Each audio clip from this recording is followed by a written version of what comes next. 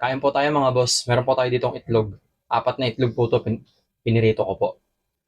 Lord, thank you po sa pagkain ko na to. Lord, marami pong salamat. Nagkaroon man po ng protesta laban po sa korupsyon. Hindi po naging magulo ang sitwasyon.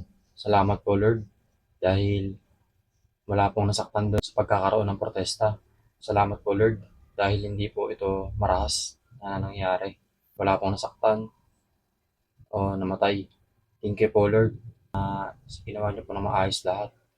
Sa pangalan ng Panginoon Diyos. Amen. Kain na tayo mga boss. Apat na itlog nga pala itong kinain, niluto ko. Tapos, ano nga lang po, konti lang po yung kanin ko ngayon kasi wala po akong trabaho ngayon. Hindi po natin kailangan masyado ng carbs. Sakto lang po ang kakainin natin. Kain na po tayo.